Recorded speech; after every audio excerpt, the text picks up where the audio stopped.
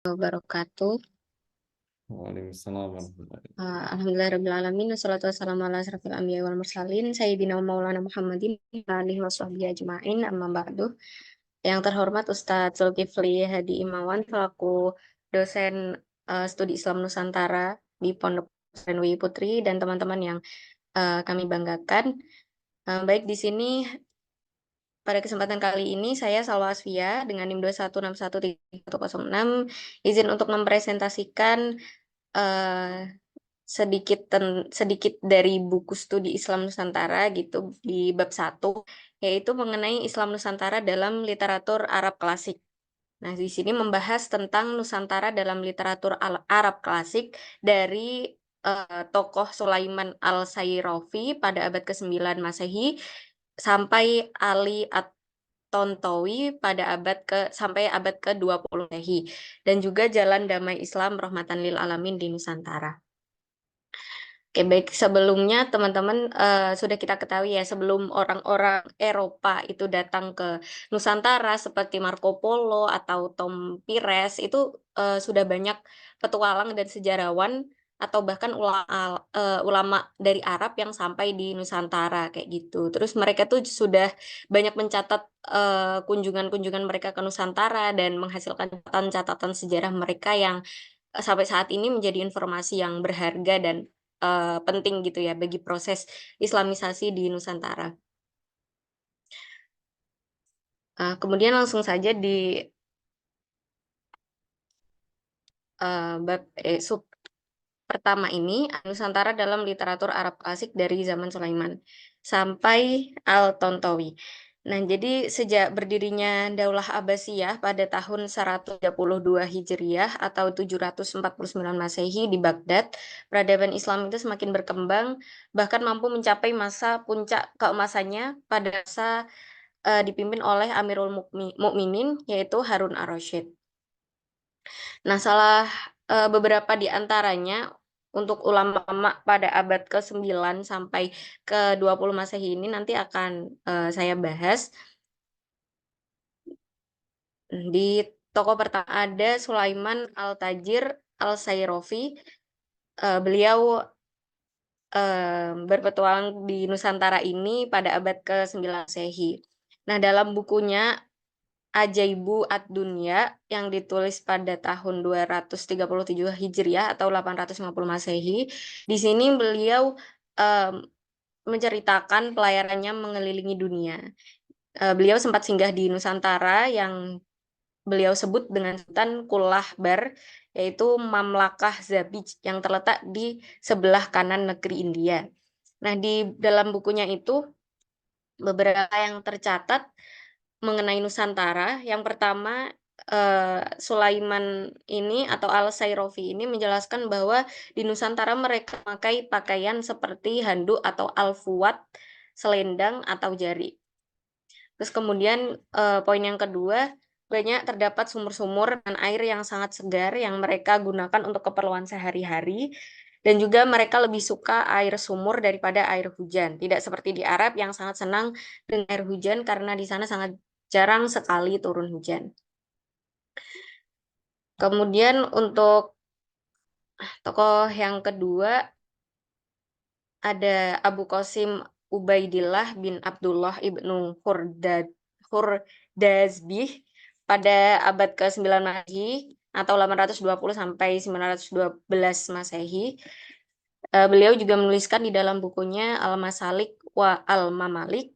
Nah, disebutkan di situ bahwa Nusantara itu disebut negeri Zabij. Nah, saat itu dipimpin oleh seorang raja yang bernama Maharaja. Terus kemudian ada tokoh yang ketiga yaitu Al-Hamawi atau nama lengkapnya yaitu Syihabuddin Abu Abdullah Yakut bin Abdullah Al-Rumi Al-Baghdadi. Beliau singgah di Nusantara pada tahun 626 Hijriah atau 1229 Masehi. Beliau menuliskan dalam buku Mu'jam Al-Buldan. Ini merupakan kamus atau ensiklopedia yang memuat negara-negara dunia yang ditulis pada 13 gitu yang terdiri dari 7 jilid dengan masing-masing jilid 600 sampai 700 halaman. Nah, di sini seperti Abu Qasim, beliau menjelaskan bahwa di Nusantara itu disebut dengan negeri Al-Zabij, yang dimaksud oleh Ibnu Khordazbih itu merupakan jazirah atau pulau terjauh dari negeri India. Kemudian untuk tokoh yang keempat ada Abu Hasan Ali bin Husain Ali Al-Mas'udi, sehingga pada tahun 346 Hijriah atau 957 Masehi. Beliau menuliskan buku Muruj Adz-Dzahab wa Ma'adin Al-Jauhar. Nah, beliau di situ menyebut Nusantara sebagai sebutan Mamlakah Al-Maharaja yang terletak di Bahar As-Sinfi. Penguasanya yang disebut Malik Al-Jazair atau raja kepulauan yang memiliki banyak pasukan dan banyak wewangian seperti Kafur atau Kamper yang dulu disebutnya. Kemudian ada Aut, kayu gaharu, koronfu atau cengkeh, serta banyak lainnya. Kemudian dalam bukunya juga dituliskan bahwa Nusantara itu memiliki banyak pulau dan terhubung dengan lautan yang sangat luas, seakan tak bertepi. Banyak gunung berapi yang terlihat jelas baik di waktu malam ataupun siang, seakan menyatu dengan langit dan memiliki sungai-sungai yang mengalir jernih. Sebagaimana gambaran surga di Al-Quran yang sangat jarang ada di negara-negara Arab. Kemudian ada tokoh yang kelima, Husain Muknis, dalam kitabnya Atlas Tarikh Al-Islam. Di sini beliau menyebutkan bahwa menurutnya para sejarawan Arab selain menyebut Nusantara dengan sebutan Mamlakah Al-Maharaja, sebagian mereka juga menyebutkannya dengan istilah Sumatera, Jawa, Shibuhu Jazirah Al-Malayu. Kemudian beliau juga menuliskan bahwa ulama-ulama ada yang membedakan antara Pulau Sumatera dengan sebutan Jawa Kubro dan Pulau Jawa sendiri disebut sebagai Jawa As-Sugro. Nah, penyebaran Islam di wilayah-wilayah tersebut dilakukan oleh para dai dan juga para pedagang Muslim, bukan dengan penaklukan militer atau futuhat seperti di negara-negara Arab, sebagaimana yang terjadi saat Islam sedang berkuasa di negara Arab. Kemudian untuk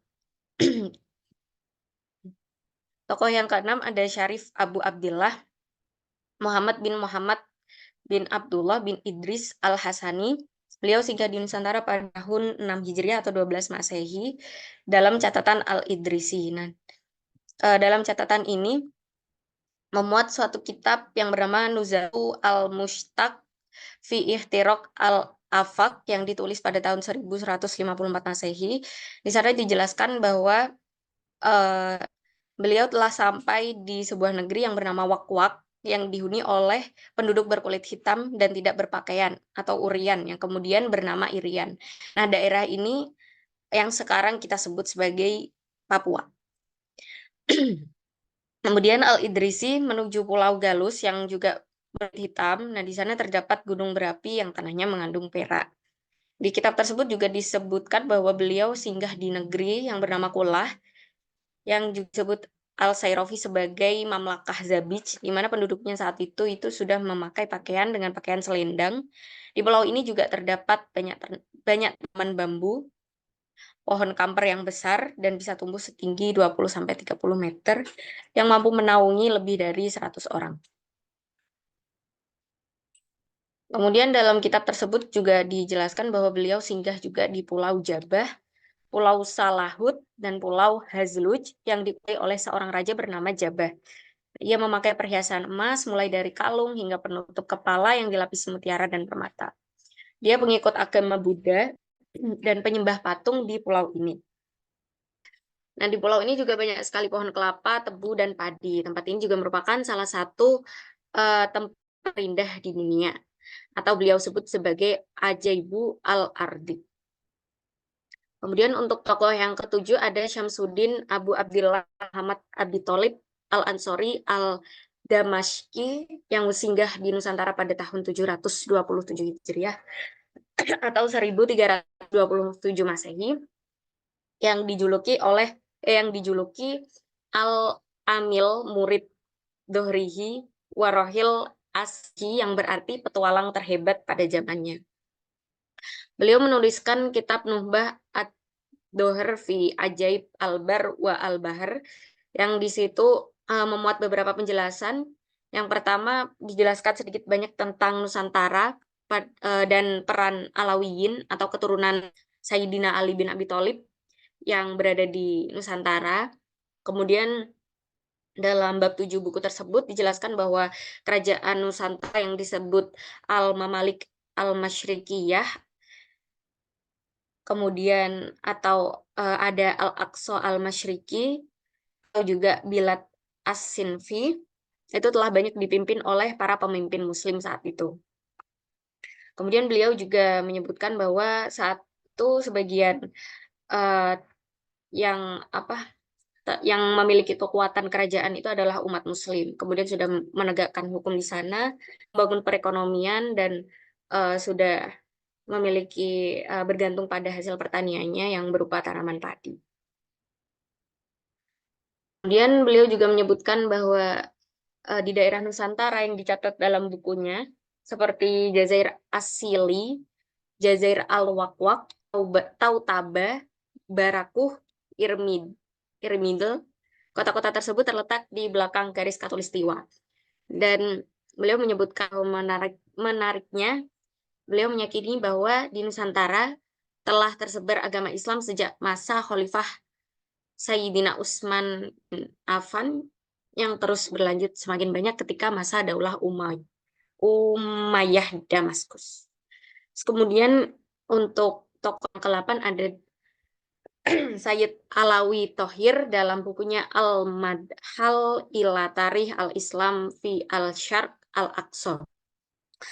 Di sana beliau menjelaskan bahwa yang dimaksud oleh Al-Damashki dengan Jazirah Al-Ranji yang pernah ia singgahi itu berasal dari kata Al-Ronji yang diambil dari kata Al-Narojil yang berarti pohon-pohon kelapa, dan yang dimaksud dengan pulau yang banyak pohon kelapanya adalah Jazirah Borneo, Pulau Kalimantan. Kemudian Syekh Samsudin Al-Ansori juga menyebut sebuah kota yang disebut Sarbazah, yang berarti itu Sriwijaya, yaitu Palembang atau Sumatera sekarang ini. Kemudian kata Jazirah Mantu atau Manta, yaitu kota Mantuk di Bangka, yang saat itu merupakan bagian dari wilayah Palembang.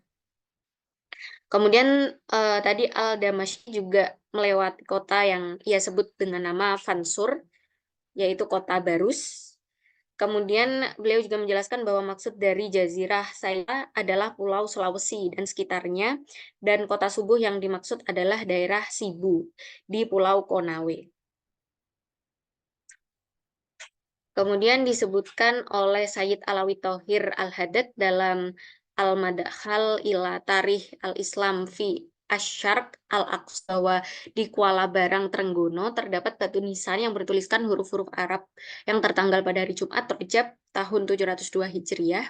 Tapi sayangnya batu dipecah sehingga tidak lengkap tulisan akhir tahunnya, yang dimungkinkan pada tahun tersebut itu batu itu ada gitu ya. Terus habis itu, dan hal ini juga menjadi petunjuk bahwa awal abad ke-14 Masehi itu telah ada orang Islam di wilayah Trenggono atau Melayu.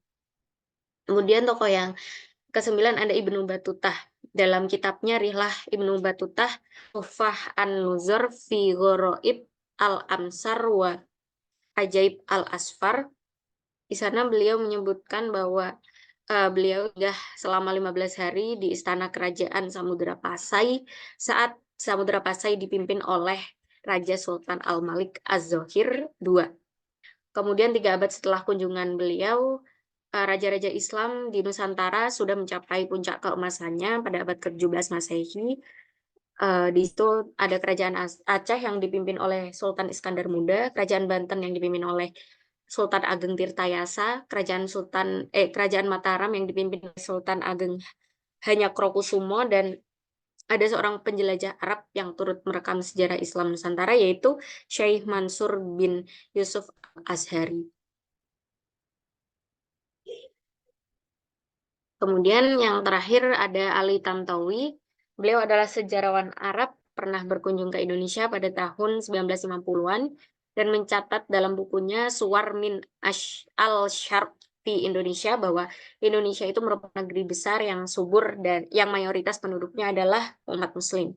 Nah, di sini agama Islam disebutkan telah tersebar di Nusantara sebelum kedatangan Ibnu Batutah pada awal ke-14 Masehi di Kerajaan Samudra Pasai di bawah pimpinan raja yang bernama Al-Malik Az-Zohir, seorang pengikut madhab Syafi'i.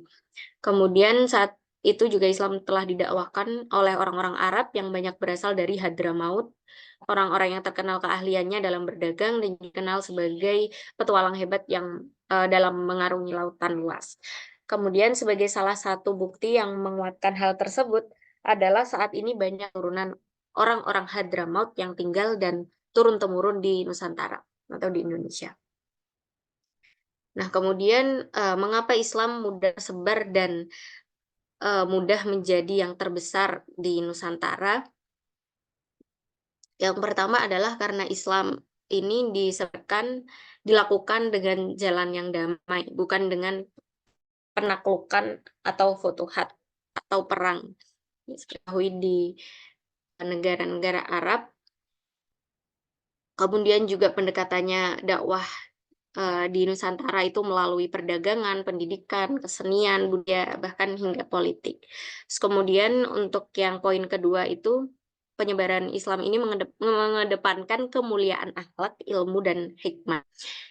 Jadi selama menyebarkan dakwah, para ulama ini menyebarkan dengan sifatnya yang lembut tanpa kesan sama sekali, yang juga menjadi faktor penting bagaimana Islam itu cepat berkembang dan diterima oleh masyarakat di Nusantara. Sehingga hal ini tidak menimbulkan perlawanan atau penolakan oleh masyarakat. Kemudian poin yang ketiga,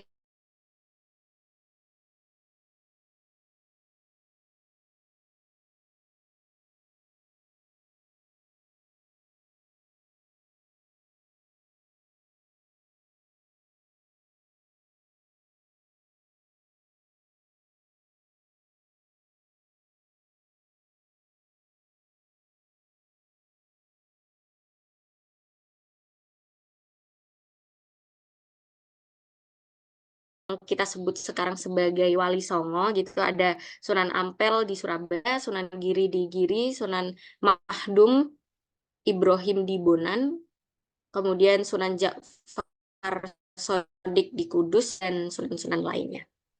Seperti itu. Mungkin itu saja yang bisa saya sampaikan untuk pemaparan materi perkuliahan di buku studi Islam Nusantara pada kali ini. Kurang lebihnya mohon dimaafkan. Akhir kata, wassalamualaikum. Wabillahi taufiq wal hidayah. Wassalamualaikum warahmatullahi wabarakatuh.